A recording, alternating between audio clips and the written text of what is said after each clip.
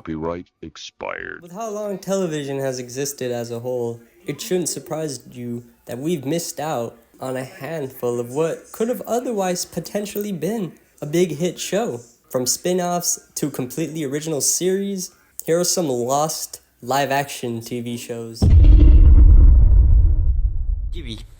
Gibby was going to be the original spin-off for iCarly once it ended in 2012. In fact, it was so far into production that they even filmed a few episodes in its entirety with the fake laugh track and Dan Schneider's creepy unknown reign still going on. Although I will say this sounded like an interesting idea, especially because Gibby himself was a new character added to the show iCarly. It only makes sense. However, this show would have revolved around Gibby himself working at a recreational center and essentially being the leader and mentor, but fun big brother of the kids or relatives, grandchildren of the people at the recreational center.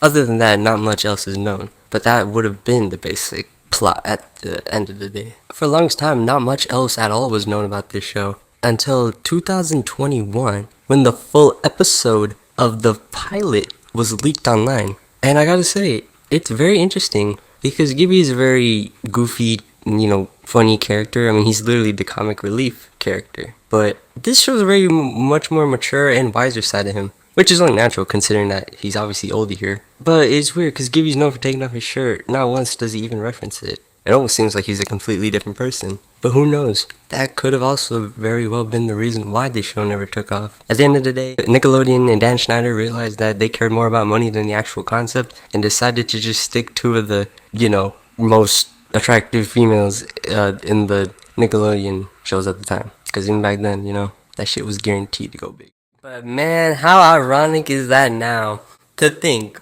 that given iCarly's reboot in 2021, which also ended back in 2023, I felt like a fever dream to think that it ever even happened. My sister and I watched the first few episodes of the first season, and I'm not gonna lie, I kinda lost interest afterwards because, in all honesty, removing two of the, in my opinion, best characters from the show, literally the comic relief characters, kinda killed it for me. Although I appreciate the effort, and in all consideration, it seemed like the cast seemed much more comfortable and happier on this set than on the Nickelodeon one. So it's impressive that it even happened and lasted for more than just a season at that, with all the limitations they had. And you would think that replacing Sam would make it like outraged, but no, it did decently at least, And I bet Dan Schneider will be in his jail cell just regretting the fact that he didn't cast Noah Monk to be in the reboot, considering that he doesn't even care to be in any Nickelodeon franchise. Since, playing the role of Gibby definitely caused him to lose a lot of self-esteem. Because people in public would tell him to, basically harass him and tell him to take off his shirt. Which is weird as fuck, even in the context of the show. Yeah, man. It's a shame. These people on your fucking entertainment, they're just actors, man. They're not real people.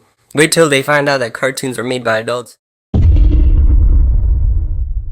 The Eric Andre Show is a hilarious take on talk shows and late night talk shows in general. Although it can be a bit extreme at times, I personally think, at least looking back at this series now, consider it pretty tame. Considering that they really were allowed to do whatever they wanted on the show. And I mean anything. Because Eric Andre himself, the not just host of his own show, but obviously made the show. But it wasn't as easy as it seemed. And especially back then, it was fucking atrocious as a process to go to and was a nightmare. Because Eric Andre didn't have any resources with him. Being a druggie himself and not being in the right place at time, and borderline being dependent on this, he had to make with what he had. And basically just bought himself a crack house and recorded his first episode, essentially the pilot, in that so-called crack house. Complete with Hannibal and all the other creepy, weird, typical Eric Andre stuff that you would see in his show. Although with all that being said,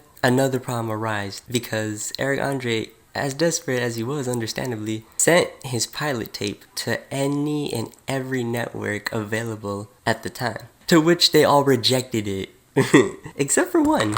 And that network was pretty well known for its weirdness, so it made sense. Adult Swim. Yep, not really surprising. Adult Swim was the only channel to give Eric Andre a chance at his show, and even then they were a bit apprehensive and hesitant. But being known for their weirdness and also being a badass and taking risks, they gave it a shot. And would you know it, Eric Andre is still a fucking very popular show that's still going to this day. And even went through during COVID. I mean, it must be a big deal if it started the whole "we'll be right back" meme, which my friend actually from this show. Because I remember when I first watched Eric Andre with my friend at sleepover, it was weird as hell, man. But I could safely say the origins of the show were even weird. Admirable in the way. With as little as he got, not only did he get something done, but he was able to make fucking with already as little as he had. I guess it really is.